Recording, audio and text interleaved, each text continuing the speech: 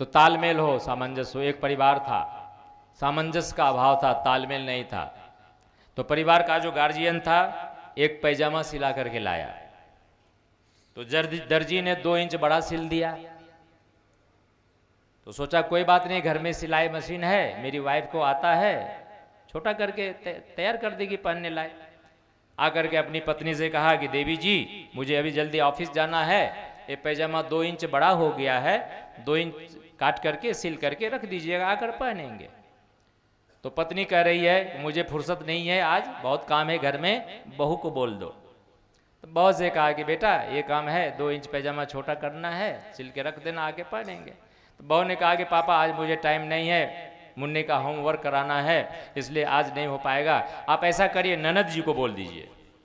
तो अपनी बेटी से कहा, तो बिटिया लाडली पापा मुझे टाइम नहीं है, मुझे अभी कॉलेज जाना है, कोचिंग भी जाना है, और एक फ्रेंड का बर्थडे है उसमें भी जाना है, मैं नहीं कर सकता, मैं नहीं कर सकती। तो उस बेचारे ने सोचा कि ठीक है, जब ये लोग नहीं करेंगे तो हम ही आके कर लेंगे। पैजामा को तह करके मशीन पर रख दिया और चले गए। जब वो चले गए उधर, तो इधर घर में क्या होता है, उनकी पत्नी का काम जल्दी से घर का पूरा हो गया, पति के पैजामा की याद आई, 2 इंच छोटा करके काट करके सिल करके और तह करके ज्यों का त्यों रख दिया।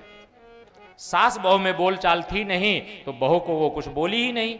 बहू का भी काम जल्दी निपट गया, उसे भी ससुर साहब के पैजामा की याद आई, 2 इंच काट करके सिल करके तह करके रख दिया, अपने काम में लग गई। बिटिया भी जल्दी कॉलेज से आ गई, उसे भी पापा के पैजामा की याद आई, उसने भी 2 इंच काट करके सिल करके तह करके रख दिया। शाम को बेचारा घर का गार्जियन जब आया, पैजामा जब उठाया तो चड्डी बना हुआ मिला। क्यों ऐसा हुआ भाई? परिवार में तालमेल का अभाव, सामंजस्य नहीं है परिवार। कोई कुछ सोच रहा है, कोई कुछ कर रहा है, किसी का तालमेल नहीं। एडजस्टमेंट, सामंजस्य बहुत जरूरी है परिवार में। परिवार में एक दूसरे की भावनाओं का सम्मान हो, आदर हो, यह है उदारता, यह है सहकार का भाव। चौथा सूत्र है पारिवारिक पंचशील का, श्रमशीलता। हर व्यक्ति को परिश्रमी होना चाहिए, घर में काम जरूर करना चाहिए। चाहे आप बूढ़े भी हो गए तो अपना काम खुद करते रहिए। मशीन को नहीं चलाते रहेंगे तो जंग लग जाएगा, कल पुर्जे सब जाम हो जाएंगे, घुटना टखना काम करना बंद कर देगा। नहीं, हमारी बहू तो लक्ष्मी है साक्षात, हमारी बहू तो बहुत सेवा करती है, और हमारी बहू तो हमें कुछ करने ही नहीं देती है। इस चक्कर में मत रहिएगा। ठीक है, बहू आपकी बहुत अच्छी है, सेवा खूब करती है, आपका खूब आदर करती है, लेकिन बहू से कहिए कि बेटा तुम मेरा बहुत ध्यान रखती हो, तुम तो साक्षात लक्ष्मी हो, लेकिन मुझे भी तो कुछ करने दिया करो, नहीं तो ये सब जाम हो जाएगा। आज घुटने बहुत जाम हो रहे हैं लोगों के, कमर जाम हो रहे हैं, हाथ के कंधे जाम हो रहे हैं, हाथ उठ नहीं पाता है लोगों का।